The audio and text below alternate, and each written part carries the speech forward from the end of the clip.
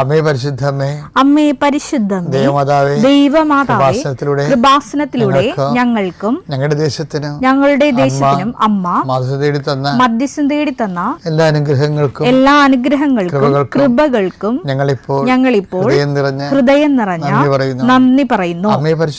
അമ്മേ പരിശുദ്ധമേ, ദൈവമാതാവേ, 2004 ഡിസംബർ 7-ാം തീയതി ഉച്ചകഴിഞ്ഞ് 2:30 കൃപാസനത്തിൽ സംഭവിച്ച അമ്മയുടെ പ്രത്യക്ഷപ്പെടലിനെ കുറിച്ച് തിരുസഭയ്ക്ക് സമർപ്പിച്ചിരിക്കുന്ന പഠനരേഖകളുടെ മേൽ സഭാത്മകമായ പഠനം ആരംഭിക്കുവാൻ ഞങ്ങൾ പ്രാർത്ഥിക്കുന്നു.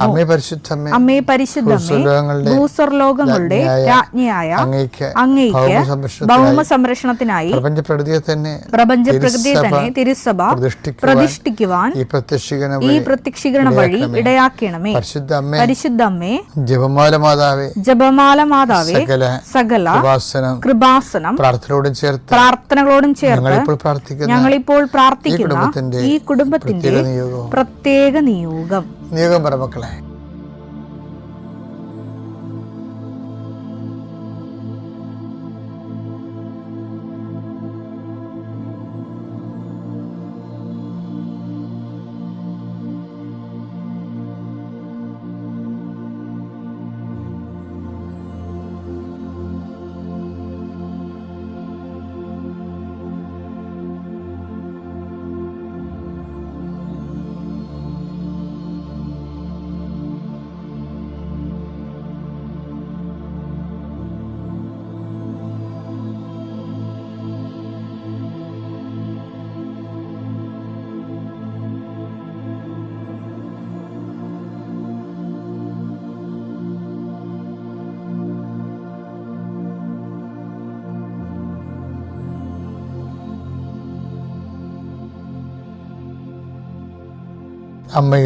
അമ്മയുടെ പ്രത്യക്ഷീകരണത്തിന്റെ ഈ അനുഗ്രഹവേളയിൽ ഞങ്ങൾക്ക് സാധിച്ചു തരുവാൻ കനിയണമേ.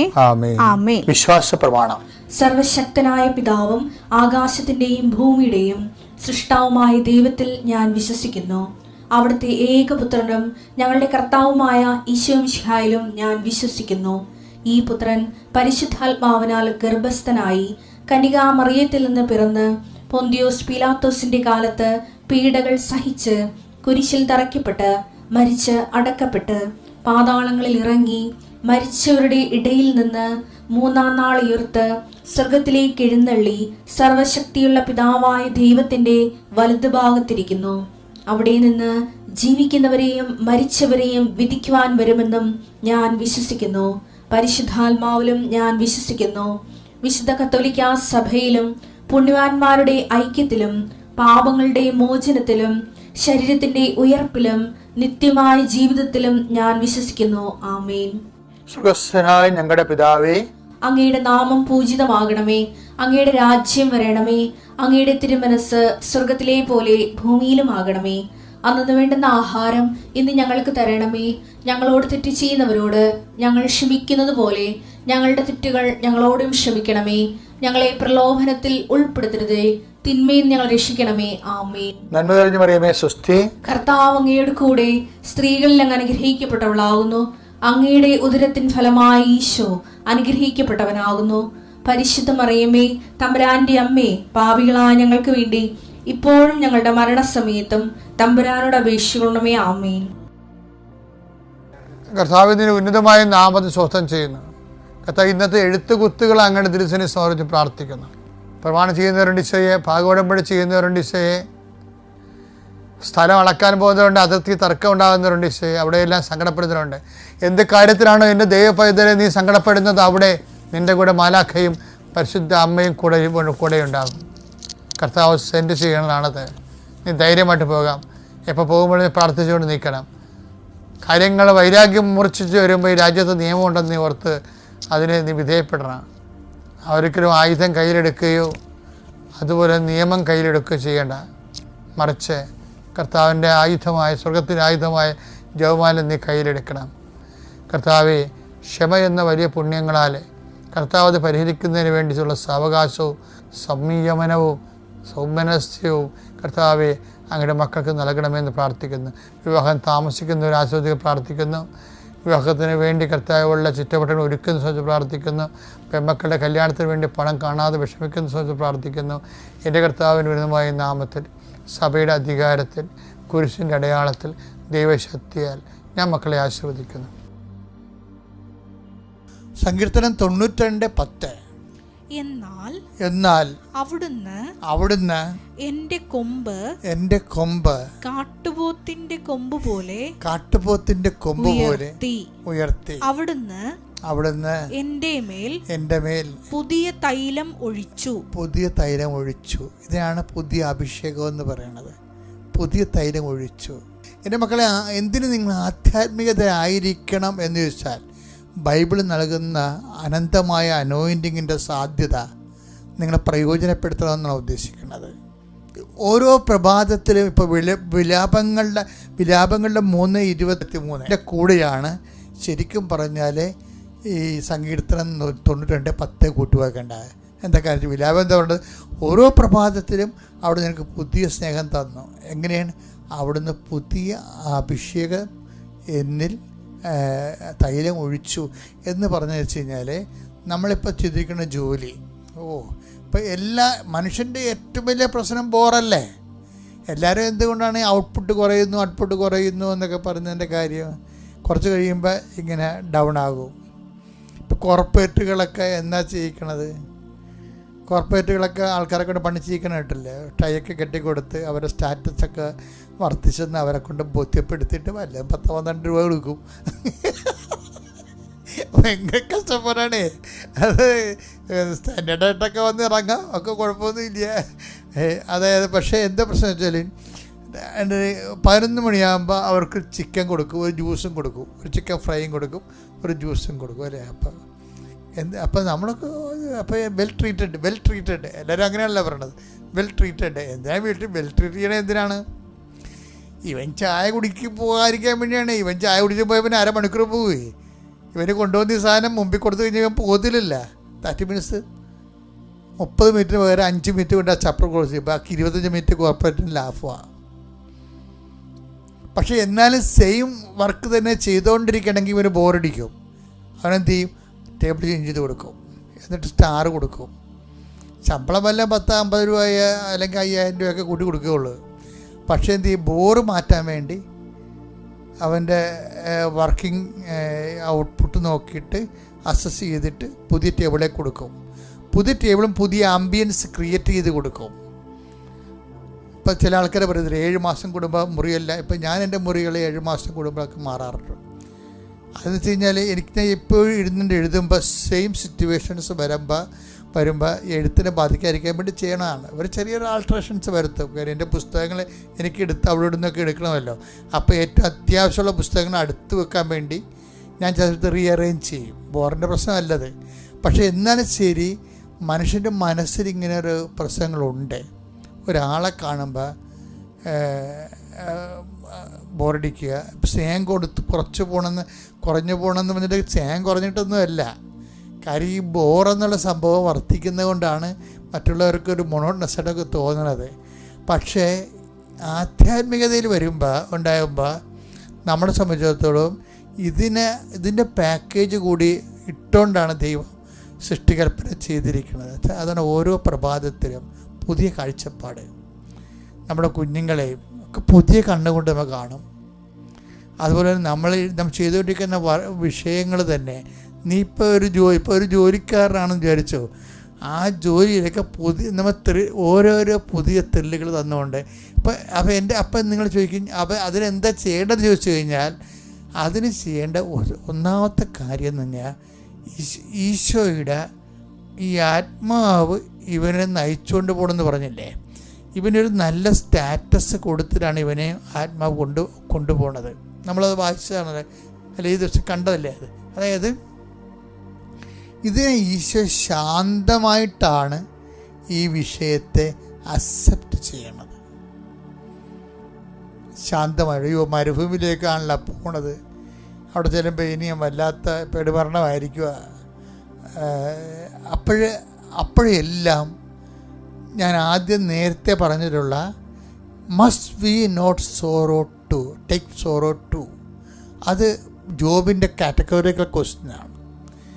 ഈശോ ജോർദാൻ നദിയുടെ സാന്ത്വല സമതലങ്ങളിൽ നിന്നും വിശ്രാന്തി അരുളുന്ന നിശ്ചലമായ ജലാശയത്തിൽ നിന്നും ആത്മാവ് അവനെ മരുഭൂമിയിൽ കൊണ്ടുവരുമ്പോൾ ഹി വാസ് കൂൾ ഡൗൺ.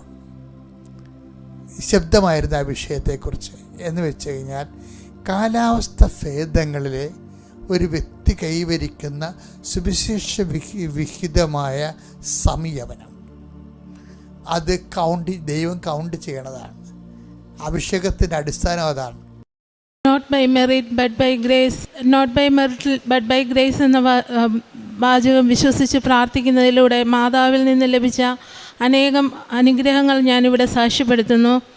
എൻ്റെ പേര് മെറീന. ഞാൻ പാലാരൂപത തിടനാട് ഇടവകയിൽ നിന്ന് വരുന്നു.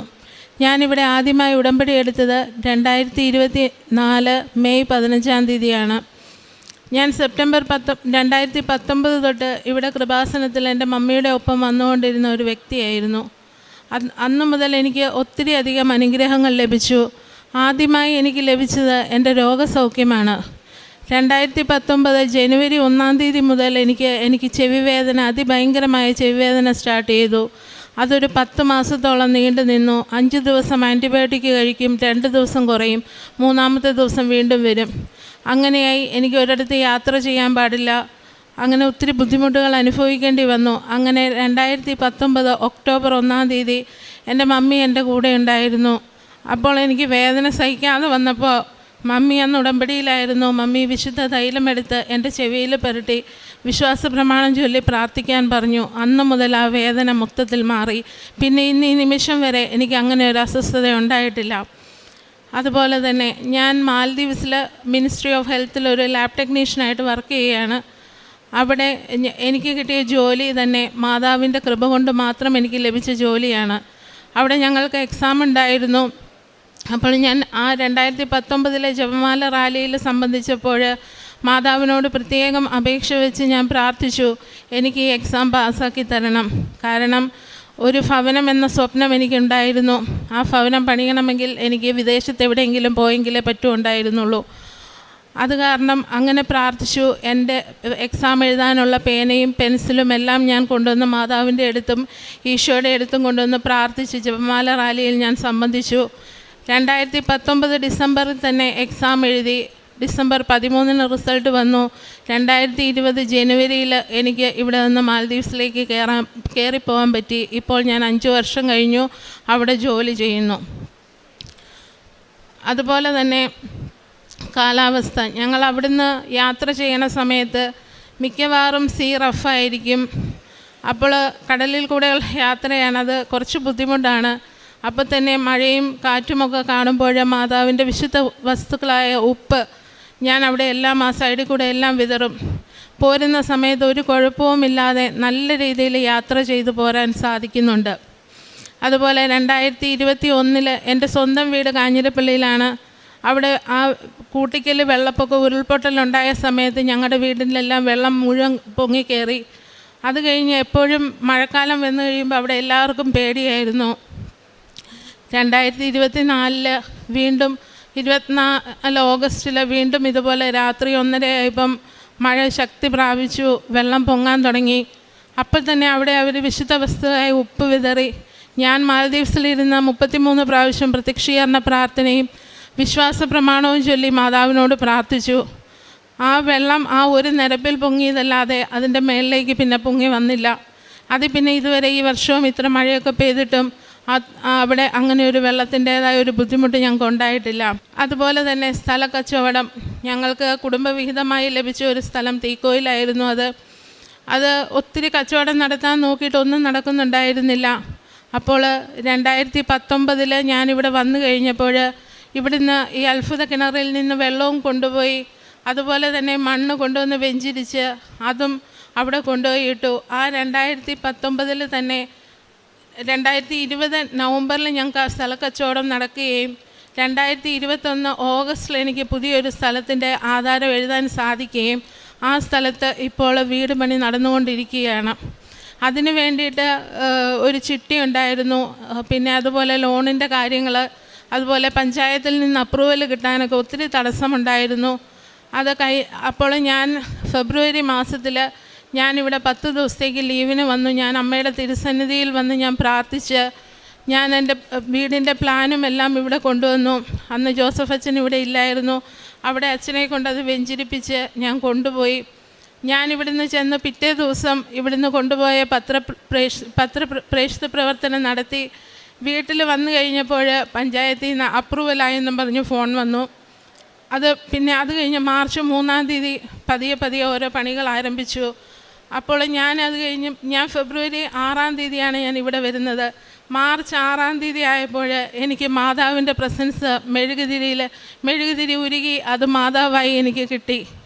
അത് ഞാനിവിടെ കാണിച്ചു കൊടുത്തിട്ടുണ്ടായിരുന്നു. അതുപോലെ തന്നെ അത് കഴിഞ്ഞ് 2 ദിവസം കഴിഞ്ഞപ്പോൾ എനിക്ക് 3 എന്ന നമ്പർ കാണിച്ചു തന്നു. ഈ 3 എന്താണെന്ന് എനിക്ക് ഒട്ടും മനസ്സിലായില്ല. പക്ഷേങ്കിൽ അത് കഴിഞ്ഞാണ് ഓർത്തത് ഏപ്രിൽ 3-ാം തീയതിയാണ് ഞങ്ങളുടെ ഭവനത്തിന് തറക്കല്ലിട്ടത്. അതുപോലെ സുഗന്ധാഭിഷേകം എനിക്ക് ലഭിച്ചിട്ടുണ്ട്.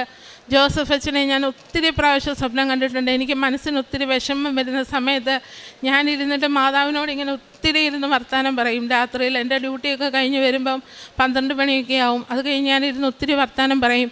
അപ്പോൾ ഇങ്ങനെ മാതാവിൻ്റെ അടുത്ത് ഇങ്ങനെ വർത്തമാനം പറഞ്ഞിരിക്കും. അപ്പം ഞാൻ പറയും, എന്നോട് ഒട്ടും ഇഷ്ടമില്ല അല്ലേ, അല്ലെങ്കിൽ അതുകൊണ്ടൊക്കെയല്ലേ എൻ്റെ അടുത്തൊന്നും എനിക്ക് പ്രസൻസ് ആയിട്ടൊന്നും വരാത്തേ.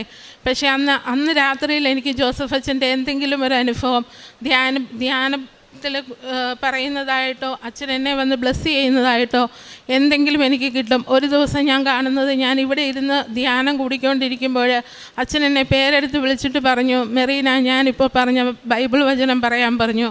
അപ്പോൾ അത് അവിശ്വാസിയാകാതെ വിശ്വാസിയായിരിക്കുക എന്നുള്ള വചനമായിരുന്നു. അങ്ങനെ ഒത്തിരി വിശ്വാസത്തിൽ ആഴപ്പെടാനും പ്രാർത്ഥനാ ജീവിതത്തെ കൂടുതൽ ഉയർത്തിക്കൊണ്ടുവരാനും അതുപോലെ തന്നെ ബൈബിൾ വചനം പ്രാർത്ഥിക്കാനും ഒത്തിരി സാധിച്ചു. അതുപോലെ തന്നെ ഉടമ്പടി കാശുരൂപം എപ്പോഴും കൊണ്ടു നടക്കും. ഞാൻ ഡ്യൂട്ടിക്ക് പോകുമ്പോഴും, അതൊരു മുസ്ലിം രാജ്യമാണ്, പക്ഷേ എന്നാൽ പോലും ഞാൻ എൻ്റെ ഉടമ്പടി കാശുരൂപമായിട്ട് എപ്പോഴും നടക്കാറുള്ളൂ. ജപമാലയും കാശുരൂപം എൻ്റെ കയ്യിലുണ്ടാവും. ഡ്യൂട്ടിയിലായിരിക്കുന്ന സമയത്ത് എപ്പോഴും സാക്ഷ്യങ്ങൾ വെച്ച് കേട്ടുകൊണ്ടിരിക്കും. അതൊക്കെ പ്രേക്ഷിത പ്രവർത്തനം അവിടെ ഉള്ളവരോടായിട്ട് ആ നാട്ടുകാരോട് പറയാൻ പറ്റില്ല, പക്ഷേ നമ്മുടെ മലയാളീസ് ഉള്ളവരോട് പറയും. ഇന്നതുപോലെ കാര്യങ്ങൾ അവർക്കും പറഞ്ഞു കൊടുക്കും. ഞാനിവിടെ വന്നിട്ട് പോകുമ്പം തിരിയും കാശുരൂപമൊക്കെ മേടിച്ച് അവർക്കും കൊണ്ട് കൊടുക്കാറുണ്ട്. അതുപോലെ കാരുണ്യ പ്രവർത്തികളെന്ന് പറഞ്ഞാൽ ഞങ്ങൾക്ക് ഇവിടെ നാട്ടിൽ കരുണാലയമുണ്ട്. അവിടെ പോയി ഇന്നലെ ഞാൻ അവിടെ പോയി, മിനിഞ്ഞാന്നാണ് ഞാൻ വന്നത്. ഇന്നലെ ഞങ്ങളവിടെ പോയി അവരെയൊക്കെ കാണും. അതൊരു പാലിയേറ്റീവ് കെയറാണ്. അവരോട് സംസാരിച്ചു. അവർക്ക് ചെറിയ സ്നാക്സൊക്കെ കൊണ്ട് കൊടുത്ത് ഞങ്ങൾ തിരിച്ചു പോന്നു. അതുപോലെ സാമ്പത്തികമായിട്ടും ബുദ്ധിമുട്ടുണ്ടെന്ന് പറയുന്നവർക്ക് എന്നെക്കൊണ്ട് കഴിയുന്ന വിധത്തിൽ ഞാൻ സഹായം ചെയ്തു കൊടുക്കാറുണ്ട്. ഇത്രയും അനുഗ്രഹങ്ങൾ എൻ്റെ ജീവിതത്തിൽ ചൊരിഞ്ഞു തന്ന ഈശോയ്ക്കും അമ്മ മാതാവിൽ നിന്നുകൊണ്ട് അവിടുത്തെ തിരുകുമാരൻ തന്ന അത്ഭുതങ്ങൾക്കും സാക്ഷ്യത്തിനും നന്ദി പറയാൻ ആഗ്രഹിച്ചുകൊണ്ട് ഈശോയ്ക്കും മാതാവിന് നന്ദി പറഞ്ഞുകൊണ്ട് ഞാൻ എൻ്റെ സാക്ഷ്യം പറയുകയാണ്. എൻ്റെ പേര് വിൻസി സെബു. ഞാൻ തൃശ്ശൂർ അതിരൂപത ഒല്ലൂർ സെൻറ്റ് ആൻ്റണീസ് ഫൊറാനയുടെ ഭാഗമാണ്. ഞാൻ 2021 ഏപ്രിൽ 11-ാം തീയതിയാണ് ഉടമ്പടി എടുത്തത്. ഞാൻ ഭൗതികമായി വിശുദ്ധ ഒരു കുദാശയാണ്, നമ്മുടെ വിവാഹമെന്ന കുദാശ ഞാൻ ഒരു 11-ാം തീയതിയാണ് സ്വീകരിച്ചതെങ്കിൽ എൻ്റെ ആത്മീയ വളർച്ചയ്ക്ക് എൻ്റെ തിരുകുമാരനുമായി ചേർന്ന് നിൽക്കാൻ പരിശുദ്ധ അമ്മ വഴി ഞാൻ ഉടമ്പടി എടുത്തതും മറ്റൊരു 11-ാം തീയതിയാണ്. ഞാൻ ആദ്യമായി എനിക്ക് ലഭിച്ചൊരു രോഗസൗഖ്യമാണ് പറയുന്നത്.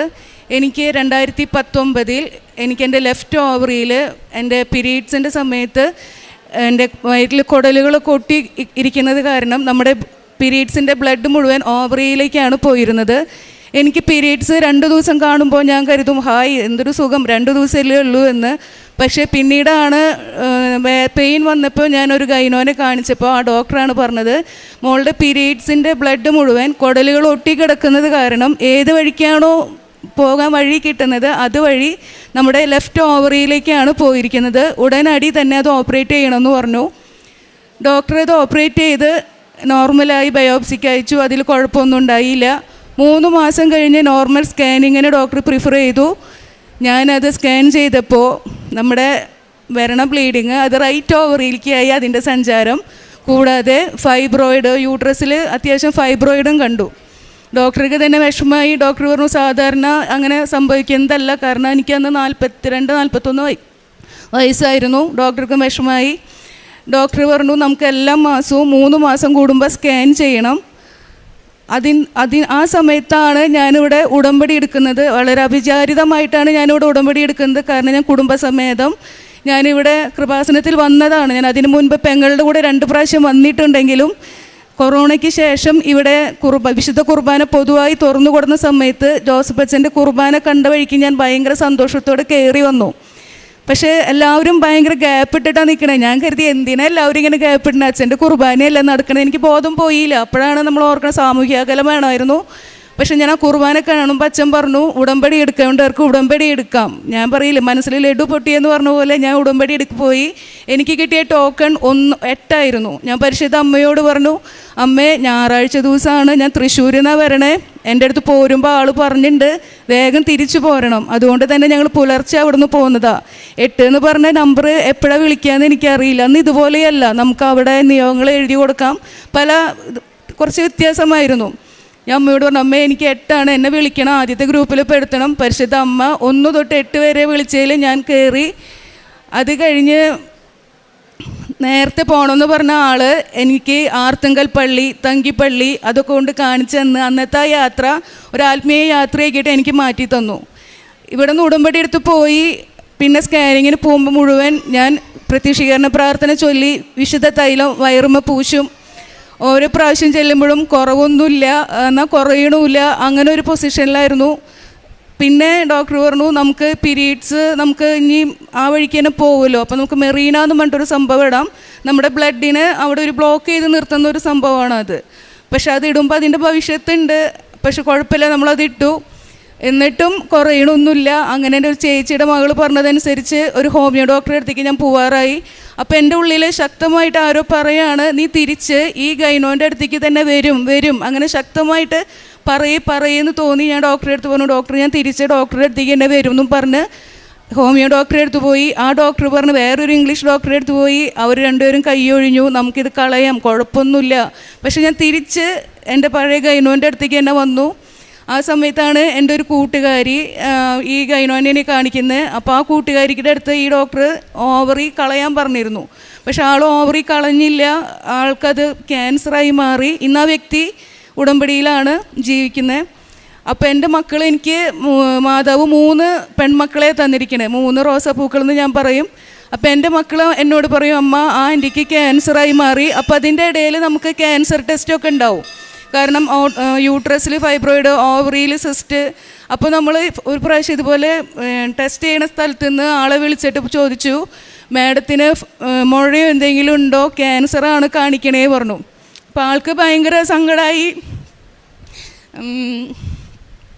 എൻ്റെ അടുത്ത് വന്നിട്ട് പറഞ്ഞു, അന്ന് മക്കൾ ചെറുതാ, എൻ്റെ അടുത്ത് വന്നിട്ട് പറഞ്ഞു വിൻസി ക്യാൻസറിൻ്റെ കാര്യങ്ങളാണ് ഡോക്ടർ പറയും. ഞാൻ ചിരിച്ചിട്ട് പറഞ്ഞു ആയിക്കോട്ടെ കുഴപ്പമില്ല, കാരണം ഞാൻ കുഞ്ഞതിലേ തൊട്ട് മാതാവിൻ്റെ എല്ലാ ബഹുമാനത്തോടും കൂടെ ഞാൻ പറയുകയാണ് മാതാവിൻ്റെ കൂട്ടുകാരിയാണ്. എന്ത് സങ്കടം ഉണ്ടെങ്കിലും സന്തോഷം ഉണ്ടെങ്കിലും ഞാൻ മെനമുറുകെ പിടിക്കും. ഞാൻ പറഞ്ഞു ആയിക്കോട്ടെ പറഞ്ഞു. പക്ഷെ ഞാൻ അമ്മോട് പറഞ്ഞു അമ്മേ ഞാൻ ഇവിടെ നിന്ന് പോയാൽ അവരെ നോക്കാൻ ഞാൻ വേണ്ടേ ഭൂമിയിൽ. പക്ഷെ ഞാൻ അമ്മോട് പിന്നെ പിറ്റേ ദിവസം ഞാൻ സോറി പറഞ്ഞു, അമ്മ സോറി, ഞാൻ ഇല്ലെങ്കിലും നീ തന്ന 3 പെൺമക്കളെ നീ തന്നെ നോക്കുമെന്ന് എനിക്കറിയാം. അതിനുശേഷം ഈ സ്കാനിങ് ഇങ്ങനെ നടന്നു. മറ്റേ ഡോക്ടർമാർ പറയുമ്പോൾ 1 മാസത്തിൽ തന്നെ 2-3 സ്കാനിങ് ഒക്കെ നടക്കും. അത് കഴിഞ്ഞ് ഈ മക്കളൊക്കെ പറഞ്ഞു മെറീന ഇട്ടിട്ട് ഇപ്പോൾ 2.5 വർഷമായില്ലമ്മ, അത് കളയിഞ്ഞ് അതിൻ്റെ ഭവിഷ്യത്ത് വരും. അങ്ങനെ അത് ഊരിക്കളഞ്ഞു. അതിനുശേഷം എപ്പോഴും ഈ സ്കാനിങ്ങിന് പോകുമ്പോൾ നമ്മുടെ പഴയ 2 സ്കാനിങ് റിപ്പോർട്ട് ഡോക്ടർക്ക് കാണിച്ചു കൊടുക്കണം. ഡോക്ടർ പറഞ്ഞു എടോ ഞാൻ മരുന്നുകളൊക്കെ നിർത്തി, ഒറ്റ മരുന്ന് പിന്നെ കഴിക്കാതെയായി, വെറും നമ്മുടെ വിശുദ്ധ വസ്തുക്കൾ മാത്രമേ ഞാൻ ഉപയോഗിച്ചിരുന്നുള്ളൂ. ഡോക്ടർ പിന്നെ സ്കാനിങ്ങിന് പോകുമ്പോൾ സ്കാനിങ്ങിൻ്റെ ഡോക്ടർ പറഞ്ഞു എടോ തൻ്റെ ഫൈബ്രോയിഡും ഓവറിയിലെ സിസ്റ്റമൊന്നും കാണാനില്ലല്ലോ, തൻ്റെ മെറീന വർക്ക് ചെയ്യുന്നുണ്ടല്ലോ എന്നൊക്കെ പറഞ്ഞു. മെറീന എടുക്കുന്നതിന് മുമ്പ് ഞാൻ പറഞ്ഞു ഇത്ര നാളും പ്രവർത്തിക്കാത്ത മെറീന പ്രവർത്തിച്ചതല്ല, എൻ്റെ അമ്മ അത് മാറ്റി തന്നതാണ്. അത് കഴിഞ്ഞതിന് ശേഷമാണ് മെറീനയൊക്കെ എടുത്തത്. പിന്നീട് എല്ലാം മാറിക്കഴിഞ്ഞ് ഞാൻ എൻ്റെ ഗൈനോനെ കാണാതിരിക്കുമ്പോൾ എൻ്റെ അപ്പുറത്ത് 2 ചേച്ചിമാർ ഇരിക്കുന്നുണ്ടായിരുന്നു. അതിലൊരു ചേച്ചിയുടെ ഫൈബ്രോയിഡ് ഭയങ്കര തിക്കായിട്ട് യൂട്രസ് റിമൂവ് ചെയ്യണം. ആ ചേച്ചി ഭയങ്കര ടെൻഷനില്ല. അപ്പം ഞാൻ പറഞ്ഞു ഇങ്ങനെ കൃപാസനം എന്ന് പറഞ്ഞൊരു ആലപ്പുഴയിൽ നമ്മുടെ അമ്മ പ്രത്യക്ഷപ്പെട്ട ഒരു സ്ഥലമുണ്ട്, അവിടെ പോകണം. അപ്പോൾ ആ സമയത്ത് ഭയങ്കര മുല്ലപ്പൂവിൻ്റെ മണം വരിക. അപ്പോൾ ഞാൻ അവരുടെ അടുത്ത് പറഞ്ഞു, കണ്ട എന്തൊരു നല്ല മണം വരണേ. അപ്പോൾ അവർ പറഞ്ഞു ഇല്ല ഞങ്ങൾക്കില്ല. അപ്പോൾ അവിടെ ഒരു പ്രേക്ഷിത വേറെ ഉണ്ട്. അപ്പോൾ ആ ചേച്ചി ജെറുസലേം ധ്യാന കേന്ദ്രത്തിൽ വർക്ക് ചെയ്യണ പ്രേക്ഷിതയാണ്. അപ്പോൾ ആ ചേച്ചി പറഞ്ഞു, മോളെ ഇത് നിനക്ക് മാതാവിൻ്റെ പ്രസൻസ് നിനക്ക് അനുഭവിക്കാൻ പറ്റുന്നുണ്ട്, അതുകൊണ്ടാണ് മാതാവിൻ്റെ പ്രസൻസ് നിൻ്റെ കൂടെ ഉണ്ട് പറഞ്ഞു. അങ്ങനെ ഞാൻ ആ ചേച്ചിയുടെ അടുത്ത് പറഞ്ഞു ഉടമ്പടി എടുക്കണമെന്ന് പറഞ്ഞു. ഞാൻ എൻ്റെ ഡോക്ടറെ അടുത്ത് പോയിട്ട് പറഞ്ഞു, ഡോക്ടർക്ക് അറിയാലോ ഞാൻ 5-6 മാസമായിട്ട് ഒരു ഗുളികയും കഴിക്കണില്ല, ഒന്നുമില്ല. ഞാൻ മാതാവിൻ്റെ അടുത്ത് പോയിട്ട് ഉടമ്പടി എടുത്തിട്ടുണ്ട് കൃപാസനത്തിൽ. അപ്പോൾ എൻ്റെ ഗൈനോ ഡോക്ടർ എന്നോട് പറയാണ്, തൃശ്ശൂർ ജൂബിലിയിൽ വർക്ക് ചെയ്യണ ഫേമസ് ആയിട്ടുള്ളൊരു ഡോക്ടറാണ്. ആ ഡോക്ടർ എൻ്റെ അടുത്ത് പറയാണ്, എടോ ഞാൻ എല്ലാ മാസവും കൃപാസനത്തിൽ പോണ ആളാണ്, എനിക്ക് മാതാവിൻ്റെ ആ പള്ളിയിൽ കയറുമ്പോൾ ഭയങ്കര സുഗന്ധാഭിഷേകമാണ്, അവിടെ നിന്ന് ഇറങ്ങിക്കഴിയുമ്പോൾ എനിക്ക് ആ സുഗന്ധാഭിഷേകം പോകും. അപ്പോൾ പിന്നീട് ഇന്നേ വരെ ഞാൻ അതിന് വേണ്ടിയിട്ടൊരു ഗുളികയോ മരുന്നോ ഒന്നും കഴിച്ചിട്ടില്ല. എനിക്കിപ്പോൾ പേടിയില്ല. അഥവാ എന്തെങ്കിലും വന്നാൽ തന്നെ എനിക്കറിയാം എൻ്റെ പരിശുദ്ധ അമ്മ ഈശോ അറിയാതെ നമ്മുടെ ജീവിതത്തിൽ ഒന്നും സംഭവിക്കില്ല. എന്ത് സന്തോഷം വന്നാലും എന്ത് സങ്കടം വന്നാലും മാനസികമായി നമ്മൾ ബലഹീനരാണെങ്കിലും എൻ്റെ അമ്മയെ എൻ്റെ ആശ്രമയെ ഒന്ന് വിളിച്ചാൽ പരിശുദ്ധ അമ്മ നമ്മളോട് പറയാണ്, നീ ഒന്ന് എന്നെ വിളിക്ക്, ഞാൻ നിൻ്റെ അടുത്തേക്ക് വരാമെന്ന്. അത്രയും സ്നേഹമുള്ള അമ്മയാണ് നമ്മുടെ അമ്മ. തുടർന്ന് ഞാൻ കൃപാസനം ഞാൻ പൊതിച്ചോറ് അങ്ങനെയൊക്കെ കൊടുക്കുമായിരുന്നെങ്കിലും എനിക്കൊരു ഗ്രൂപ്പ് ഉണ്ടാക്കണമെന്ന് ഭയങ്കര ആഗ്രഹമായിരുന്നു പ്രേക്ഷിത പ്രവർത്തനം ചെയ്യാനായിട്ട്. അപ്പോൾ ഞാൻ അമ്മോട് എപ്പോഴും ഇങ്ങനെ വർത്തമാനം പറയും, അമ്മ എനിക്കൊരു ഗ്രൂപ്പ് ഉണ്ടാക്കണ്ടേ, നമുക്ക് പ്രേക്ഷിത പ്രവർത്തനമൊക്കെ ചെയ്യണമല്ലോ. അങ്ങനെ ഞാൻ അമ്മയുടെ അടുത്ത് പറഞ്ഞു, മോളെ ബസ് സ്റ്റോപ്പ് അവൾ പോണ കോളേജിൻ്റെ ബസ് സ്റ്റോപ്പിൽ ഇറക്കിയിട്ട് പറഞ്ഞു, അമ്മ ഞാൻ ഈ വണ്ടി ഞാൻ 2 വീലർ ഓടിക്കും, അപ്പോൾ 2 വീലർ ഞാൻ കൊണ്ടുപോകും, നീ എവിടെയും നിർത്തേണ്ടതെന്ന് പറ, അപ്പോൾ അവിടെ ഞാൻ നിർത്താമെന്ന് പറയും. അങ്ങനെ ഞാൻ വണ്ടിയും കൊണ്ട് പോയി എൻ്റെ അടുത്തൊരു സ്പോട്ട് കാണിച്ചു തന്നു. അവിടെ നിർത്തി എൻ്റെ അടുത്ത് പറഞ്ഞു, റോഡ് ക്രോസ് ചെയ്യ്, ആ വീട്ടിൽ പോയിട്ട് പത്രം കൊടുക്കാൻ. ഞാൻ പറഞ്ഞു, അയ്യോ ഞാൻ പോവില്ല, അവിടെ അവരുടെ ഹസ്ബൻഡും പോവാൻ നിൽക്കുക, അപ്പോൾ നമ്മൾ പോണത് ശരിയല്ലല്ലോ, ഞാൻ വണ്ടി നിർത്തിയ സൈഡിലെ വീട്ടിൽ കൊടുക്കാൻ. പറഞ്ഞു, ഇല്ലേ മോളെ നീ അവിടെ തന്നെ പോകുമെന്ന് പറഞ്ഞു. ഞാൻ അവിടെ പോയി പത്രം കൊടുക്കാനായിട്ട് ചെന്നപ്പോൾ അവർ പറയണു, അയ്യോ ഇവിടെ ഇപ്പം എൻ്റെ വൈഫ് ഉടമ്പടി എടുത്തിട്ടേ ഉള്ളൂ, അപ്പോൾ പത്രം ആവശ്യം വരില്ല. പക്ഷേ ഞാൻ അവിടെ നിന്നു, ആ മോള് വന്നു, ഞാൻ സംസാരിച്ചു. ആ കൊച്ചെന്നോട് ചോദിക്കുകയാണ്, ചേച്ചി എങ്ങനെ പ്രേക്ഷിത പ്രവർത്തനം ചെയ്യണം. അങ്ങനെ പരിശുദ്ധ അമ്മ എനിക്ക് ആ വഴിയിൽ ആ കുട്ടീനെ കാണിച്ചു തന്ന് ഞങ്ങളിപ്പോൾ ഞങ്ങളുടെ പ്രേക്ഷിത പ്രവർത്തനം ഒല്ലൂർ ഏഞ്ചൽസ് കൃപാസനം എന്ന് പറഞ്ഞ് ഞങ്ങളുടെ ഒരു ഉടമ്പടി ഗ്രൂപ്പ് ഉണ്ട്. ഞങ്ങൾ 30 പേരുണ്ട് അതിൽ. ഞങ്ങളുടെ വാർഷികമായിരുന്നു ഈ ബുധനാഴ്ച. അതുവഴി ഞങ്ങൾ പല കാരുണ്യ പ്രവൃത്തികളും ചെയ്യുന്നുണ്ട്. അതുപോലെ തന്നെ ഞാൻ ഇവിടെ ഉടമ്പടി എടുക്കാൻ വരുമ്പോൾ ഒരു ദിവസം ഞാൻ മാതാവിൻ്റെ അടുത്തൊന്ന് കളിക്കാൻ നോക്കിയതാണ്. ഉടമ്പടി പുതുക്കി ഞാൻ റിബി ബ്രദറിൻ്റെ കൂടെ വരണേ. ബ്രദറിൻ്റെ അടുത്ത് പറഞ്ഞു എന്ന് എനിക്ക് ഓർമ്മയില്ല. മാർച്ച് 16 എൻ്റെ മകളുടെ ബർത്ത്ഡേ ആയിരുന്നു, 2024, 18 വയസ്സാണ്. അപ്പോൾ 18 വയസ്സ് നമുക്ക് സ്പെഷ്യലാണല്ലോ. അപ്പോൾ മോള് +2 എക്സാം കഴിഞ്ഞ് വരുന്നതിനേക്കാളും മുമ്പ് എനിക്ക് വീട്ടിലെത്തി അവൾക്ക് സർപ്രൈസ് കൊടുക്കണം. ഞാൻ വന്ന വണ്ടിയിൽ പോവാതെ ഇവിടെയുള്ള നമ്മുടെ KSRTC ബസ് കാത്തു നിന്നു. 2 ബസ് ഒരുമിച്ച് വന്നു. ആദ്യത്തെ ബസ് വന്നപ്പോൾ നമ്മൾ പറയില്ല, കണ്ണിങ്ങനെ ബ്ലിങ്കായി, നമ്മൾ വായിക്കണില്ല, ബോർഡ് വായിക്കാൻ പറ്റിയില്ല. 2ാമത്തെ ബസ് കയറിയത് എറണാകുളത്തേക്കുള്ള ബസ്. ഞാൻ കൂളായിട്ട് കയറി അതിലിരുന്നു. തൊട്ട് മുമ്പിൽ ആദ്യത്തെ ബസ് പോണു. ആ ബസ്സായിരുന്നു എനിക്ക് ആവശ്യമുള്ള ബസ്. ആദ്യം കയറി ബസ് അതായത് മാതാവിന് ഇമ്പോർട്ടൻസ് കൊടുക്കാതെ ഞാൻ എൻ്റെ മകൾക്ക് ഇമ്പോർട്ടൻസ് കൊടുത്ത് മാതാവിൻ്റെ മുമ്പിൽ ഉടമ്പടി എടുത്ത വഴിക്ക് 5 മിനിറ്റ് പോലും ഇവിടെ ഇരിക്കാതെ ഞാൻ ഓടിപ്പോയി. ബസ്സിൽ കയറി ഞാൻ നോക്കുമ്പോൾ വല്ലാർപ്പാടം അതുപോലെ അങ്ങനത്തെയൊക്കെ തോപ്പുംപടി അതൊക്കെ കാണണേ. അപ്പോൾ ഞാൻ മാധവൻ്റെ അടുത്ത് കണ്ടക്ടറുടെ അടുത്ത് ഞാൻ ചോദിച്ചു, സംശയം തോന്നിയപ്പോൾ, തൃശ്ശൂർ ഇത് എവിടേക്കുള്ള ബസ്, തൃശ്ശൂർ പോവോ? ആൾ പറഞ്ഞു, ആ പോവുമല്ലോ എന്ന് പറഞ്ഞു. അവസാനം എൻ്റെ തൊട്ടപ്പുറത്തിരിക്കുന്ന ചേച്ചിയും ഡ്രൈവറും ബസ്സിലെ ആൾക്കാരൊക്കെ കുറഞ്ഞപ്പോൾ പറഞ്ഞു, ചേച്ചി ഇത് തൃശ്ശൂർ പോണ ബസ്സല്ല, എറണാകുളം ബസ്സാണ്, ടെൻഷൻ അടിക്കേണ്ട, മറ്റുള്ള ബസ് വൈറ്റിലയിൽ അങ്കമാലിയിലൊക്കെ നിർത്തും, ആ സമയം ഇതിനെടുത്തു എന്ന് കരുതിയാൽ മതി. അപ്പോൾ ഞാൻ എൻ്റെ അമ്മോട് പറഞ്ഞു, അമ്മ നീട്ട് എനിക്ക് പണിതതാന്ന് മനസ്സിലായി, കുഴപ്പമില്ല, പകൽ സമയമാണ്, എനിക്ക് പേടിയൊന്നുമില്ല, അതിന് പരിഹാരമായിട്ട് എല്ലാ മാസവും 16-ാം തീയതി ഞാനിവിടെ വരും, വെറുതെ വരില്ല, പുലർച്ചെ 3:30 എന്നെ ആൾ KSRTC ബസ് സ്റ്റോപ്പിൽ കൊണ്ടാക്കും.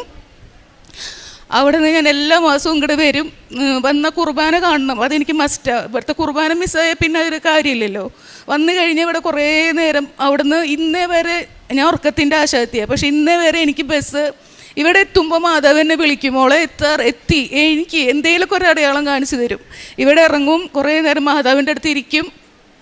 ഇതുപോലെ നേരത്തെ ഞാൻ പോകുന്ന സമയത്ത് എൻ്റെ അടുത്ത് വീട്ടിൽ നിന്ന് പോരുമ്പോഴേ മാതാവ് പറഞ്ഞു, മോളെ തിരിച്ച് നീ പത്രയുടെ ബസ്സിന് കയറണം. അപ്പോൾ ഞാൻ കരുതി ഇതെന്താ ഇന്നിങ്ങനെ പത്രയുടെ ബസ്സിന് കയറാൻ പറയുന്നത്. അങ്ങനെ ഞാൻ തിരിച്ച് പത്രയുടെ ബസ് കയറിയപ്പോൾ അതിൽ നമ്മുടെ കൃപാസന മാതാവിൻ്റെ ഈ കൊന്ത തൂക്കിയിട്ടിരിക്കണം. അത് KSRTC ബസ്സിലാണ്. അപ്പോൾ ഞാൻ ആലോചിച്ചു, എൻ്റെ അമ്മയെ KSRTC ബസ്സിലൊക്കെ മാതാവിൻ്റെ കൊന്തയൊക്കെ ഇങ്ങനെ തൂക്കിയിടോ, ഞാൻ ഇതുവരെ കണ്ടിട്ടില്ല. പക്ഷെ അടുത്ത മാസം തൊട്ട് ഞങ്ങൾക്ക് അറിയാൻ കഴിഞ്ഞു, തൃശ്ശൂർ ഡിപ്പോന്ന് KSRTC തൃശ്ശൂർ കൃപാസനത്തിലേക്ക് അവരുടെ ടൂറിസത്തിൻ്റെ ഭാഗം എന്തോ ആയിട്ട് നമ്മുടെ കൃപാസനത്തിലേക്ക് ബസ് ഇടുന്നുണ്ടായിരുന്നു. അതെനിക്ക് വലിയൊരു സന്തോഷമുള്ള കാര്യമായിരുന്നു. ഞാൻ ഇവിടുന്ന് ഓരോ 16-ാം തീയതി പോകുമ്പോഴും ബസ്സിൽ വെച്ചിട്ട് നമുക്ക് ആരെയിലൊക്കെ നമുക്ക് മാതാവ് കാണിച്ചു തരും. അതുപോലെ ഒരു കുട്ടീനെ ഞാൻ പരിചയപ്പെട്ടു. ആ കൊച്ച് എറണാകുളത്ത് നമ്മുടെ പാസ്പോർട്ട് വെരിഫിക്കേഷൻ്റെ ഓഫീസിൽ പോയിട്ട് വരായിരുന്നു. 4 ദിവസത്തിൻ്റെ ഉള്ളിൽ ആ കുട്ടിക്ക് സ്കോളർഷിപ്പിൻ്റെ അറിയിപ്പ് ന്യൂസിലാൻഡിൽ പഠിക്കാൻ പോകാൻ കിട്ടിയിട്ടുണ്ട്. പക്ഷേ അതിൻ്റെ കൺഫർമേഷൻ ലെറ്റർ ഇതുവരെ ആയിട്ടില്ല. അപ്പം ഞാൻ പറഞ്ഞു, മോള് ഒരു കാര്യം ചെയ്യൂ, ആൻറ്റി ആ കൊച്ച് ഹിന്ദു ആണ്, ആ കൃപാസന മറ്റേ മോളുടെ ഫയലും പാസ്പോർട്ടും ആൻറ്റിക്ക് ഒന്ന് തരുമെന്ന് ചോദിച്ചു.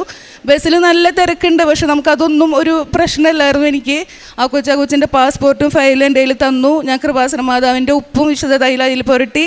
ഞാൻ പറഞ്ഞു, ആ കൊച്ച് പറഞ്ഞു ഞങ്ങൾ 4-5 പേരുണ്ട് ആൻറ്റി എന്ന് പറഞ്ഞു. ഞാൻ പറഞ്ഞു, മോൾ അവർക്കും കൂടെ പ്രാർത്ഥിക്കുക പറഞ്ഞു. തിങ്കളാഴ്ച ആ കൊച്ചിൻ്റെ അന്ന് റിസൾട്ട് വന്നു. ആ മോൾക്കും ബാക്കി എല്ലാവർക്കും പോകാനുള്ള ഇത് കിട്ടി. ആ കൊച്ചിപ്പോൾ അവിടെയാണ്, ന്യൂസിലാൻഡിലാണ്. അതുപോലെ ഇതുപോലെ ഒരു 16-ാം തീയതി പോകുമ്പോൾ ഞാൻ ഇവിടെ നിന്ന് നമുക്കധികം തിരക്കുണ്ടാവില്ല. ചാലക്കുടി അല്ല എറണാകുളം എത്തിയപ്പോൾ ഒരു സിസ്റ്റർ എൻ്റെ അടുത്ത് വന്നിരുന്നു.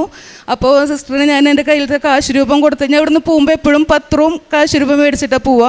അപ്പോൾ ആ സിസ്റ്ററിന് ഞാൻ കാശ് രൂപം കൊടുത്തു. ആ സിസ്റ്റർ ആ കാശ് രൂപം ആളുടെ പേഴ്സണൽ പേഴ്സ് ഉണ്ട്, കാശ് വെക്കണതല്ല. അതിൽ വെച്ച സമയത്ത് കണ്ടക്ടർ വന്നിട്ട് പറഞ്ഞു, സിസ്റ്റർ തൃശ്ശൂരിൽ നിന്ന് ഭയങ്കര തിരക്കാണ്, ആകെ കൂടി ഒരു സീറ്റേ ഒഴിവുള്ളൂ സിസ്റ്റർക്ക്. അപ്പം ഞാൻ പറഞ്ഞു, ഒന്ന് അവിടെ കൊണ്ടിരുത്താമോ എന്ന് ചോദിച്ചപ്പോൾ സിസ്റ്റർക്ക് ആ ഒരു സീറ്റിൽ കോയമ്പത്തൂർ വരെ സിസ്റ്റർക്ക് പോകാനുള്ള സ്ഥലം മാതാവ് ഒരുക്കി കൊടുത്തു. ഞാൻ എപ്പോഴും എൻ്റെ ഗ്രൂപ്പിൽ പറയുന്ന ഒരു കാര്യമാണ്, സമയത്തിൻ്റെ മേലും സഞ്ചാരത്തിൻ്റെ മേലും അധികാരമുള്ള അമ്മയാണ് നമ്മുടെ കൃപാസന മാതാവ്.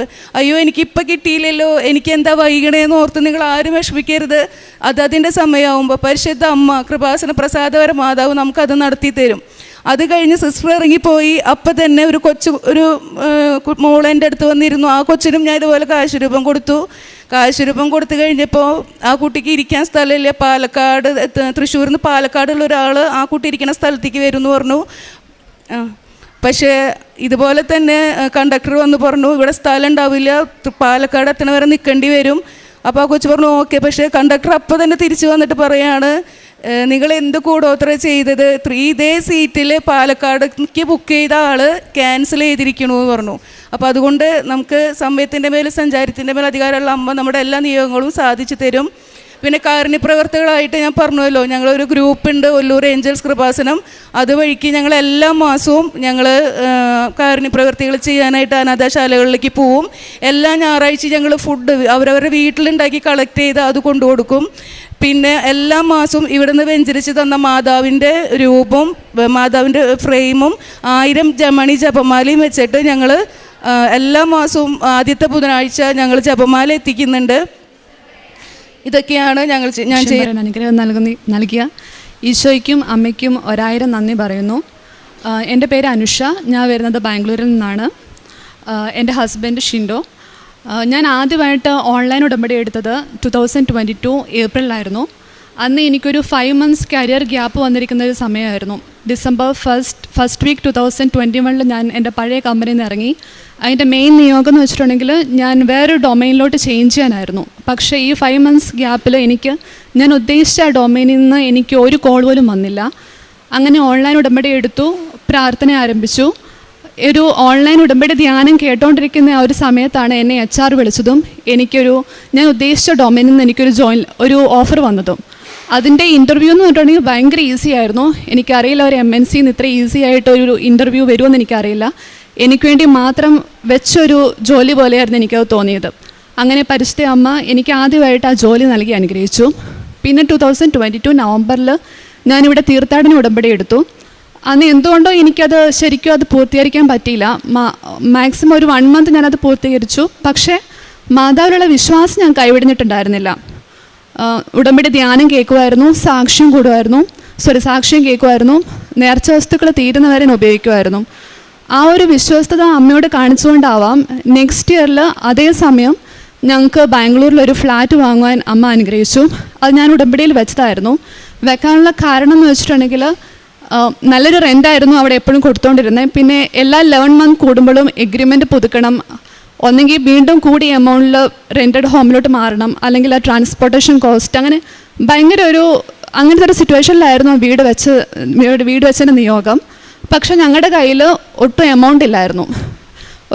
ഒരു ഫ്രണ്ടിനോട് ജസ്റ്റ് ഒരു കാഷ്വൽ ടോക്ക് നടത്തുന്ന സമയത്ത് ഒരു ഫ്ലാറ്റ് വാങ്ങാനൊരു ആലോചന ഉണ്ടാവുകയും പെട്ടെന്ന് വിത്തിൻ 2 വീക്സ് ഞങ്ങൾക്ക് ആ ഫ്ലാറ്റ് വാങ്ങാൻ പറ്റി. അത് മാതാവിൻ്റെ ഒരു അനുഗ്രഹം എന്ന് പറയാനുള്ള ഏറ്റവും വലിയ കാരണം, ആ ഒരു സമയത്ത് ഞങ്ങൾക്ക് 7 lakhs ലോൺ ഉണ്ടായിരുന്ന സമയത്താണ് 70+ എമൗണ്ടിൽ ആ ഫ്ലാറ്റ് വാങ്ങാൻ അമ്മ മാതാവ് അനുഗ്രഹിച്ചത്. പിന്നെ വേറൊരു കാര്യം, മാതാവ് നൽകിയതാണെന്ന് പറയാനുള്ള വേറൊരു കാര്യം എന്ന് വെച്ചിട്ടുണ്ടെങ്കിൽ, ഞാൻ +2 വരെ എൻ്റെ വീടിൻ്റെ തൊട്ടടുത്തൊരു പള്ളി ഉണ്ടായിരുന്നു. അപ്പം ഞാൻ എന്നും വിശുദ്ധ കുർബാനയ്ക്ക് പോകുമായിരുന്നു. പിന്നെ ഞാൻ ഡിഗ്രി പഠിച്ചതും PG പഠിച്ചതും എല്ലാം ക്രിസ്ത്യൻ മാനേജ്മെൻറ്റിലായിരുന്നുകൊണ്ട് അപ്പോഴും വിശുദ്ധ കുർബാന മുടങ്ങുകയില്ലായിരുന്നു.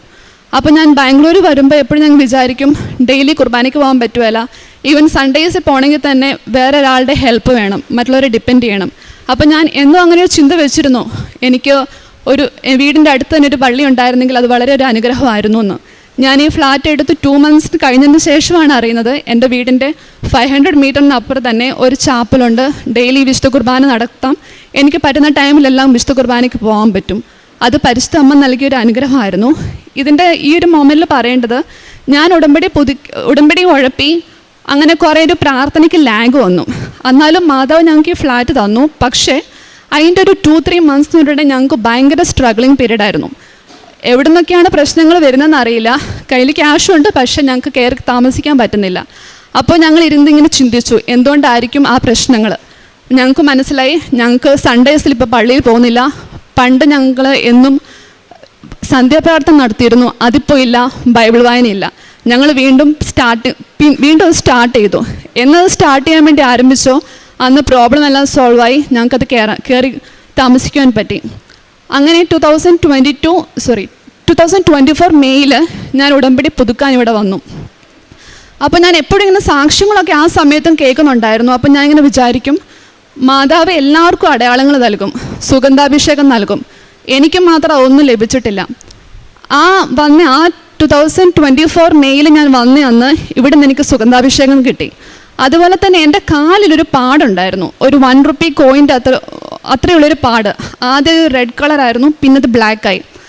അത് അവിടെ എൻ്റെ ബോഡിയിൽ ഇരിക്കുന്നതുകൊണ്ട് എനിക്ക് വലിയ പ്രശ്നമൊന്നുമില്ല, പെയിനൊന്നുമില്ല. പക്ഷെ ഞാൻ എപ്പോഴും വൈകിട്ട് കുരിശ് വരയ്ക്കുമ്പോൾ ഹസ്ബൻഡിനോട് പറയും, എന്തായിരിക്കും ഈ പാട്, അതിൻ്റെ റീസണൊന്നും അറിയില്ല. ഞാൻ അന്നിവിടെ വന്ന് ഉടമ്പടി പുതുക്കി തിരിച്ചുകൂടി റൂം എടുത്തിരുന്നു. ആ റൂമിൽ വന്ന് ഫ്രഷായി ഡ്രസ്സ് ചെയ്യുന്ന ടൈമിലാണ് മനസ്സിലായത് ആ പാട് അവിടെ ഇല്ല. തലേദിവസം വരെ ഉണ്ടായിരുന്ന ആ പാട് എൻ്റെ ശരീരത്തിൽ അതില്ല. ഞാൻ ഭയങ്കര ഹാപ്പിയായി. എനിക്ക് സുഗന്ധാഭിഷേകം തന്നു, മാതാവ് ഈ അടയാളവും നൽകി. അപ്പം എൻ്റെ പ്രാർത്ഥന മാതാവ് കേട്ടു എന്നൊരു കാര്യം മനസ്സിലായി. പക്ഷെ ഞാൻ തിരിച്ച് ബാംഗ്ലൂർ എത്തി 3 ദിവസം കഴിഞ്ഞപ്പോൾ ഭയങ്കര സ്കെപ്റ്റിക്കലായി. ഞാൻ വിചാരിക്കുമായിരുന്നു, മാതാവ് എന്നെ അങ്ങനെ തൊടാൻ മാത്രം അത്ര ഒരു ബ്ലെസ്ഡ് ഒന്നും അല്ല ഞാൻ. അപ്പോൾ ഞാൻ വീണ്ടും ഹസ്ബൻഡിനോട് പറഞ്ഞു, ഇത് മാതാവ് തൊട്ടൊന്നും അല്ല, അത് തന്നെ പോയതാ. എൻ്റെ പൊട്ടബുദ്ധിയിൽ അങ്ങനെ തോന്നിയതാണ്. നെക്സ്റ്റ് ഡേ സെയിം സ്പോട്ടിൽ സെയിം പോലെ തന്നെ പാട് വീണ്ടും വന്നു. അന്നാണ് എനിക്ക് മാതാവ് നൽകിയ അനുഗ്രഹത്തെ പറ്റിയും ഞാൻ അങ്ങനെ അത്രയും അവിശ്വസനീയമായിട്ട് ചിന്തിക്കാൻ പാടില്ലായിരുന്നു എന്ന് ഞാൻ വിചാരിച്ചത്. ഞാൻ മാതാവിൻ്റെ അടുത്ത് പോയി കരഞ്ഞു പ്രാർത്ഥിച്ചു, എനിക്കൊരു അനുഗ്രഹവും വേണ്ട, ഞാൻ ഉടമ്പടി വെച്ച് ഒരു കാര്യവും നടത്തി തരണ്ട, പക്ഷേ ഈ പാടെടുത്ത് മാറ്റണം. അമ്മ എൻ്റെ അടുത്ത് വന്നിരുന്നു, അത് ഞാൻ തിരിച്ചു വിട്ടതാണ്. അമ്മ മാതാവ് അത് തിരിച്ചെടുക്കണം. പിന്നെ ഞാൻ എപ്പോഴും ഓഫീസിൽ പോകുമ്പോൾ എപ്പോഴും ഞാൻ എൻ്റെ വാഷ്റൂമിലൊക്കെ പോകുമ്പോൾ ഞാൻ ഈ പാട് നോക്കും, എൻ്റെ കാലിലുണ്ടോ. 2 days കഴിഞ്ഞു, അത് തിരിച്ചുപോയി. അത് മാതാവ് നൽകിയൊരു വലിയ അനുഗ്രഹമായിരുന്നു. പിന്നെ ഞങ്ങൾ പറഞ്ഞല്ലോ, ലോണുള്ള സമയത്താണ് ഞങ്ങൾ ഈ ഫ്ലാറ്റ് എടുത്തത്. ഒരു ഫിനാൻഷ്യൽ സ്റ്റെബിലിറ്റി വലിയൊരു ആവശ്യമാണ്. അപ്പം നമുക്ക് ഡയറക്റ്റ് പ്രൊമോഷൻ കിട്ടും. പക്ഷേ എൻ്റെ ഹസ്ബൻഡിൻ്റെ കേസിൽ 2 level അബവ് ആണ് പ്രൊമോഷൻ കിട്ടിയത്. ഞങ്ങൾ വിചാരിച്ച കാര്യമല്ല, ഞങ്ങൾ പ്രാർത്ഥിച്ച കാര്യമല്ല, മാതാവിൻ്റെ മാത്രം അനുഗ്രഹത്താൽ ഞങ്ങൾക്കത് ലഭിച്ച കാര്യമാണ്. ആ സെയിം ടൈം പീരീഡിൽ തന്നെ എനിക്ക് പ്രൊമോഷൻ കിട്ടി. അങ്ങനെ ഒരു ഫിനാൻഷ്യൽ സ്റ്റെബിലിറ്റി ഞങ്ങൾക്ക് ലഭിച്ചു. പിന്നെ ഉടമ്പടി ഉപ്പ് ഉപയോഗിച്ചുണ്ടായൊരു സൗഖ്യം. എനിക്ക് ചെറുപ്പത്തിൽ തൊട്ട് തന്നെ എനിക്ക് ഡെൻ്റൽ പ്രോബ്ലംസ് ഉണ്ടായിരുന്നു. അത് ഹെറിഡിറ്ററി ആയിരുന്നു. എന്തൊക്കെ ചെയ്താലും മാറുമല്ല, എപ്പോഴും ക്യാവിറ്റീസ് ഉണ്ടാവും. ഞാനിപ്പോൾ നാട്ടിൽ പോവുകയാണെങ്കിൽ തന്നെ ആദ്യം ഞാൻ ദന്തൽ അപ്പോയിൻമെൻ്റ് ആയിരുന്നു നോക്കുന്നത്. അതായിരുന്നു എൻ്റെ മെയിൻ പ്രയോറിറ്റി. അതെന്നെ ബോധർ ചെയ്യുന്ന വലിയൊരു കാര്യമായിരുന്നു. ഞാൻ എന്നും കിടക്കുന്നതിന് മുന്നേ ഒരു നുള്ളു ഉപ്പ് എടുത്ത് വെള്ളത്തിലിട്ട് വിശ്വാസപ്രമാണം ചൊല്ലി പ്രാർത്ഥിച്ച് അത് കുടിക്കും. അതിനുശേഷം എനിക്ക് 2 ഇയർ ആയിട്ട് എനിക്ക് ദന്തൽ പ്രോബ്ലംസ് ഇല്ല. ഞാൻ ഇടയ്ക്കിടയ്ക്ക് എന്നെ തന്നെ തൃപ്തിപ്പെടുത്താൻ വേണ്ടി ഞാൻ ഹോസ്പിറ്റലിൽ പോയി ഡോക്ടറോട് ചോദിക്കും എന്തെങ്കിലും പ്രോബ്ലംസ് ഉണ്ടോ. എനിക്ക് അതിനുശേഷം എനിക്ക് ആ പ്രോബ്ലംസ് ഉണ്ടായിരുന്നില്ല. പിന്നെ എൻ്റെ ഹസ്ബൻഡിന് ലഭിച്ച ഒരു സൗഖ്യം, ഹസ്ബൻഡിൻ്റെ ബാക്കിൽ ഒരു പിമ്പിൾസ് പോലെ വരും. അതായത് സാധാ പിമ്പിൾസ് അല്ല, അറ്റ് എ ടൈം 50+ എബവ് നമുക്കത് കൗണ്ട് ചെയ്യാൻ പറ്റും. ഹോസ്പിറ്റലിൽ പോയി അപ്പോൾ പറഞ്ഞത് ഡയറി പ്രൊഡക്ട്സിൻ്റെ അലർജി മൂലമായിരിക്കും. ഡയറി പ്രൊഡക്ട്സ് കുറയ്ക്കാൻ പറഞ്ഞു. മരുന്ന് തന്നു, ലോഷൻ തന്നു, ടാബ്ലറ്റ് തന്നു, എല്ലാം കഴിച്ചു, മാറിയില്ല. ഒരു ദിവസം നമ്മൾ പനീർ കഴിച്ചു. അന്ന് രാത്രിയിൽ ഞാൻ ശരിക്കും എണ്ണിയായിരുന്നു, അത് 50 അബവ് കൗണ്ട് ഉണ്ടായിരുന്നു. ആദ്യം റെഡ് കളറിൽ വരും, പിന്നെ അത് പഴുപ്പാവും. അത് അന്ന് രാത്രി തന്നെ ഞങ്ങൾ നാട്ടിൽ പോയി മരുന്ന് മേടിച്ചു. പക്ഷെ മരുന്ന് കഴിച്ചില്ല, പകരം ഉടമ്പടി തൈലം എടുത്ത് പ്രാർത്ഥിച്ചു. ഇപ്പം അങ്ങനത്തെ ഒരു പ്രശ്നമേ ഇല്ല. ഇടയ്ക്ക് അങ്ങനെ ഉണ്ടായിരുന്നു എന്ന് കാണിക്കാൻ വേണ്ടി ചിലപ്പോൾ 1 or 2 ഒക്കെ വരും, എന്നാലും അതൊരു പ്രശ്നമേ അല്ല. മാതാവ് പൂർണ്ണമായിട്ട് സൗഖ്യം നൽകി അനുഗ്രഹിച്ചു. പിന്നെ മാതാവിൻ്റെ സംരക്ഷണം, നമ്മൾ കോർപ്പറേറ്റിലാണ് വർക്ക് ചെയ്യുന്നത്. അപ്പോൾ പൊളിറ്റിക്സ് ഉണ്ടാവും, ഡെഡ് ലൈൻസ് ഉണ്ടാവും, എല്ലാ പ്രോബ്ലംസും ഉണ്ടാവും. ആ ഒരു സമയത്ത് ഞാൻ എപ്പോഴും പ്രാർത്ഥിക്കുന്ന ഒരു വചനമാണ് യെശയ്യാ 45:2-3. ഞാൻ നിനക്ക് മുമ്പേ പോയി മലകൾ നിരപ്പാക്കുകയും പിച്ചളവാതികൾ തകർക്കുകയും ഇരുമ്പോടാമ്പൽ ഒടിക്കുകയും ചെയ്യും. നിന്നെ പേര് ചൊല്ലി വിളിക്കുന്ന ഇസ്രായേലിൻ്റെ കർത്താവായ ദൈവം ഞാനാണെന്ന് നീ അറിയേണ്ടതിന് അന്ധകാരത്തിലെ നിധികളും രഹസ്യ ധനശേഖരവും ഞാൻ നിനക്ക് നൽകും. അത് ആ വചനം ചൊല്ലി ഒരു വിശ്വാസ പ്രമാണം ചൊല്ലി എന്താണോ പ്രോബ്ലം അത് ഞാൻ മാതാവിന് സമർപ്പിക്കും. പിന്നെ എനിക്കൊരു പ്രശ്നം ഉണ്ടാവില്ല. ഓപ്പോസിറ്റ് നിൽക്കുന്ന ആൾ ബ്ലൈൻഡായി പോകുന്ന മൊമെൻ്റ് വരെ ഞാൻ കണ്ടിട്ടുണ്ട്. എന്തെങ്കിലും വലിയൊരു എസ്കലേഷൻ വരുന്ന മൊമെൻ്റൊക്കെ എനിക്കറിയില്ല, ഒരു പ്രശ്നം ഇല്ലാതെ അത് സോൾവ് ആയി പോകും. അത് എനിക്ക് ഈ ഒരു മൊമെൻ്റ് വരെ ജോലിയുടെ കാര്യത്തിൽ എനിക്ക് മാതാവ് നീല മേലങ്കിയാൽ എന്നെ പുതഞ്ഞു വെച്ചിരിക്കുന്ന പോലെ എനിക്ക് പലപ്പോഴും തോന്നിയിട്ടുണ്ട്. പിന്നെ നമ്മളെല്ലാം ഹ്യൂമൻസാണ്, പ്രോബ്ലംസ് ഉണ്ടാവും, വിഷമങ്ങളുണ്ടാവും.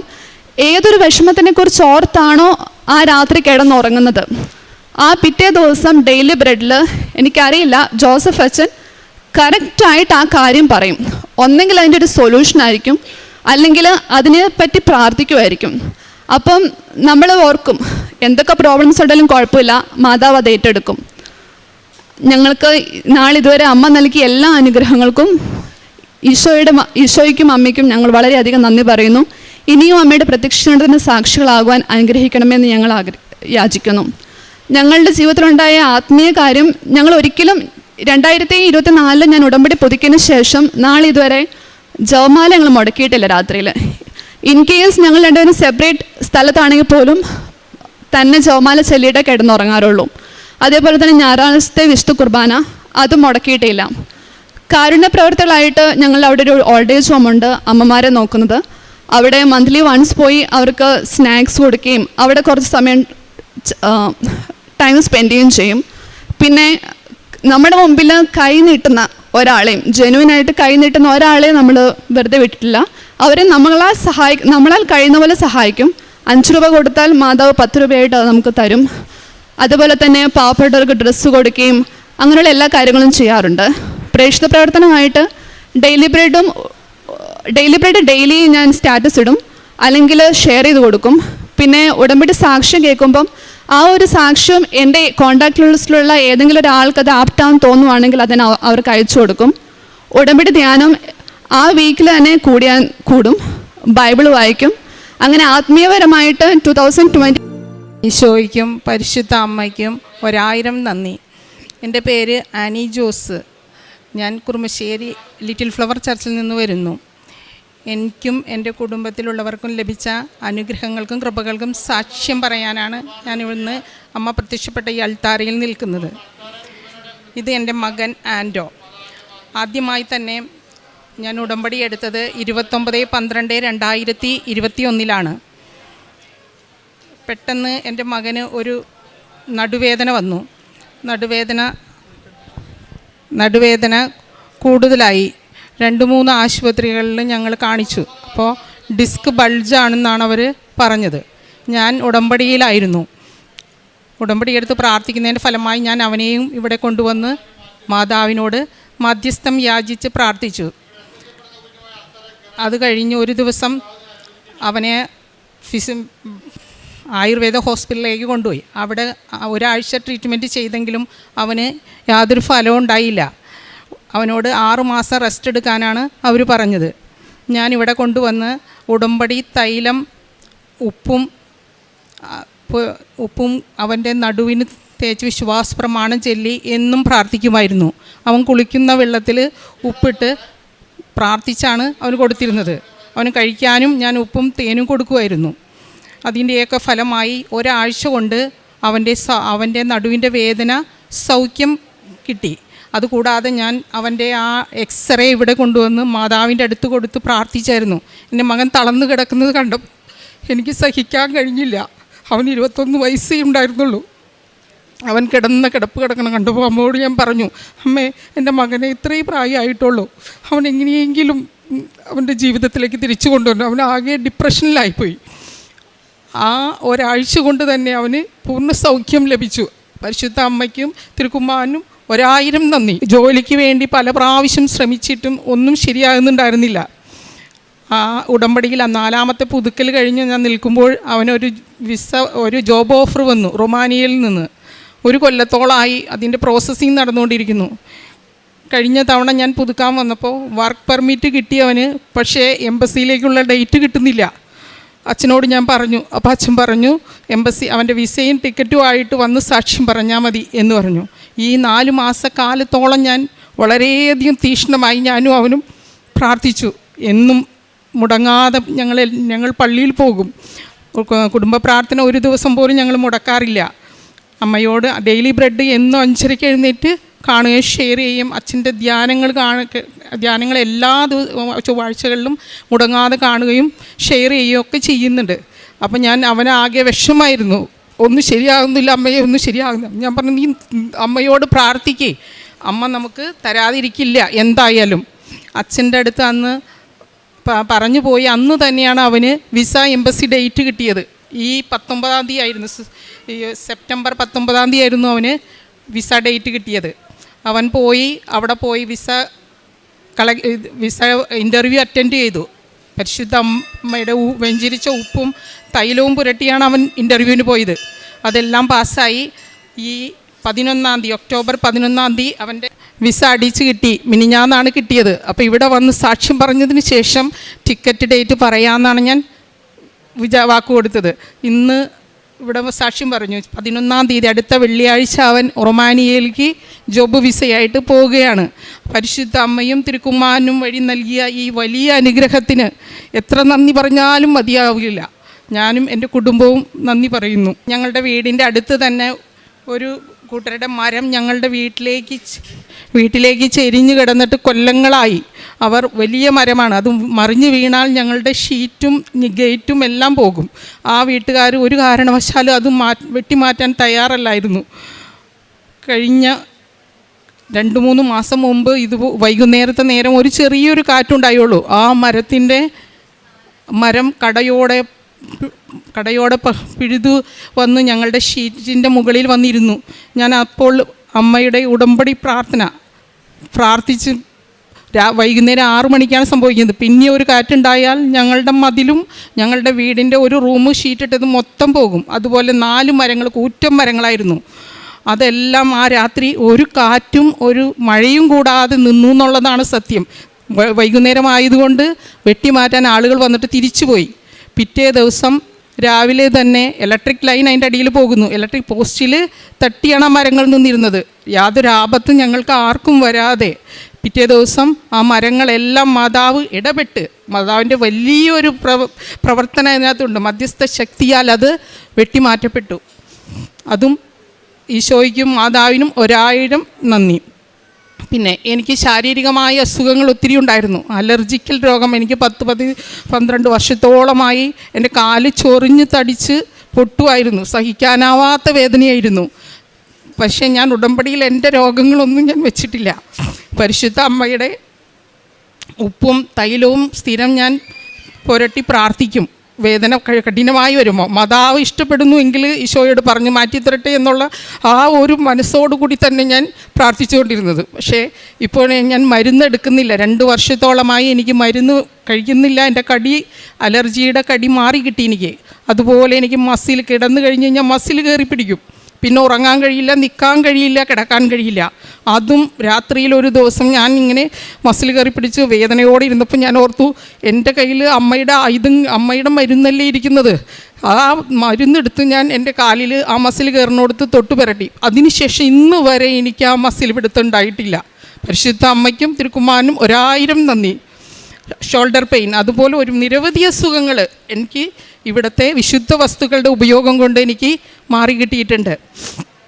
എൻ്റെ പ്രേക്ഷിത പ്രവർത്തനം ഇവിടുന്ന് തരുന്ന പത്രം ഞാനും എൻ്റെ മകനും പള്ളികളിലും അക്രൈസ്തവർക്കും ഞങ്ങളുമായി ഇടപഴകുന്ന എല്ലാവർക്കും, രോഗികളായിട്ടിരിക്കുന്നവരെയൊക്കെ കണ്ട് അവർക്കും എല്ലാവർക്കും ഞങ്ങളുടെ അനുഭവങ്ങൾ പറഞ്ഞ് ഞങ്ങൾ കൊടുക്കുമായിരുന്നു.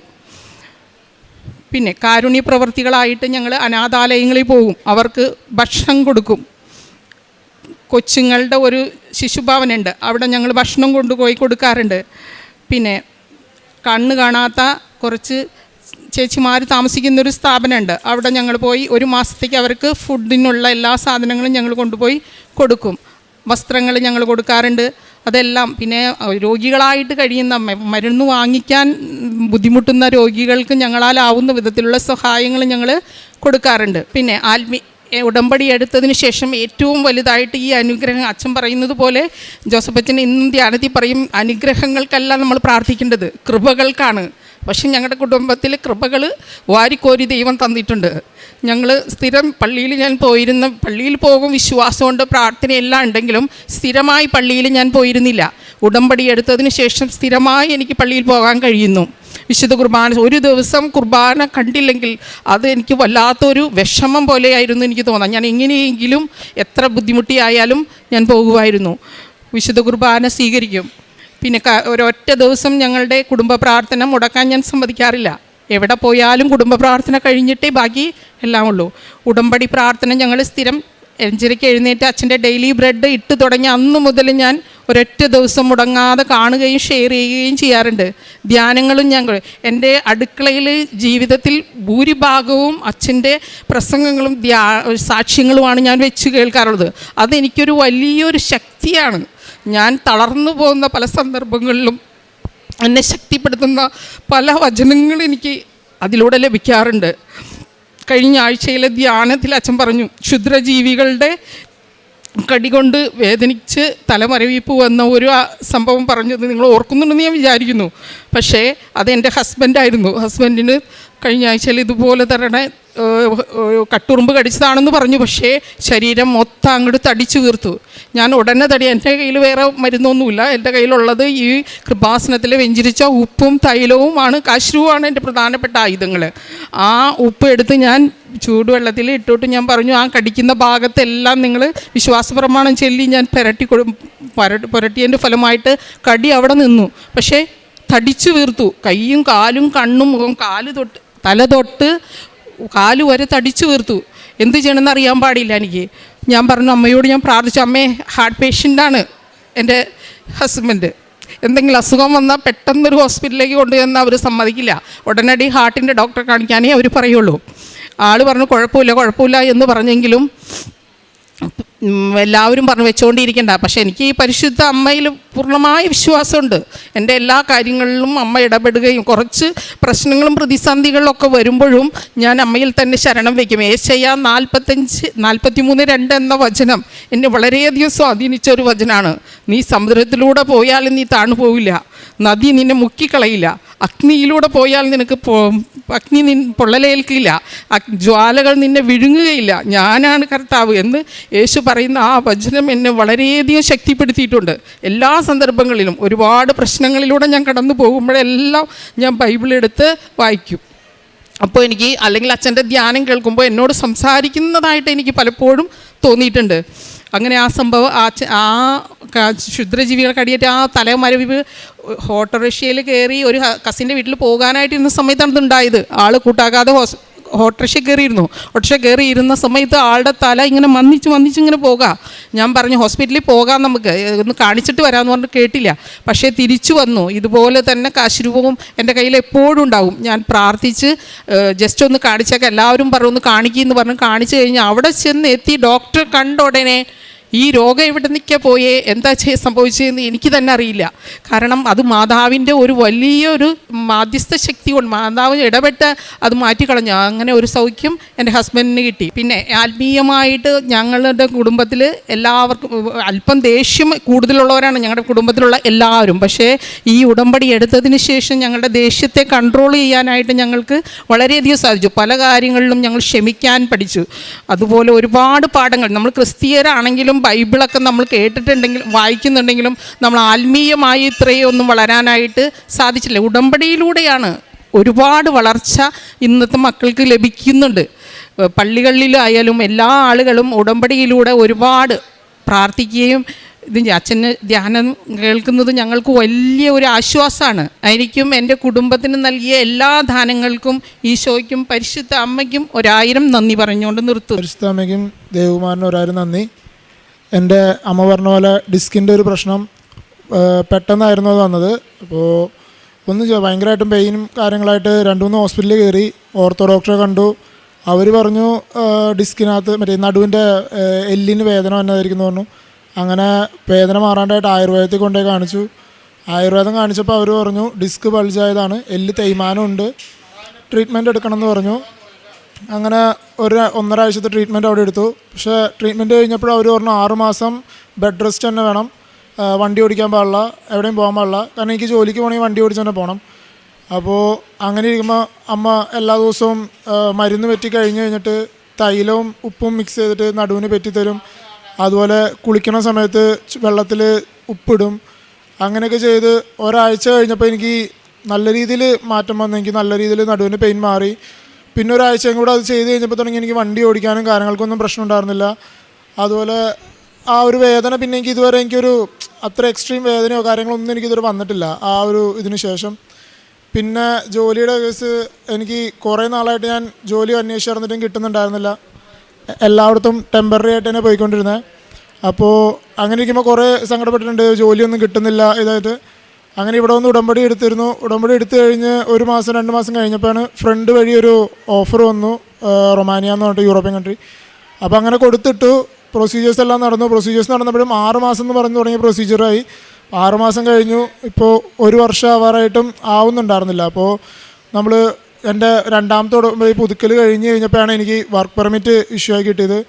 അത് കഴിഞ്ഞ് ലാസ്റ്റ് ഇവിടെ വന്ന് അമ്മ ഇത് ചെയ്തു. കഴിഞ്ഞ പ്രാവശ്യം വന്ന് ഞങ്ങൾ ഇവിടെ വന്ന് ഉടമ്പടി പുതുക്കിയതിന് ശേഷം അന്ന് ഇവിടെ നിന്ന് ഇറങ്ങിക്കഴിഞ്ഞപ്പോൾ തന്നെ എനിക്ക് എംബസി ഡേറ്റ് കിട്ടി.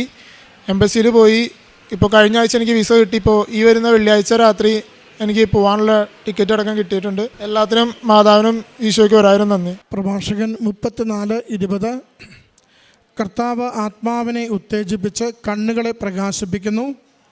അവിടുന്ന് സൗഖ്യവും ജീവനും അനുഗ്രഹവും പ്രദാനം ചെയ്യുന്നു. ആനി ജോസ് എന്ന ഈ അമ്മയും കൂടെ മകനും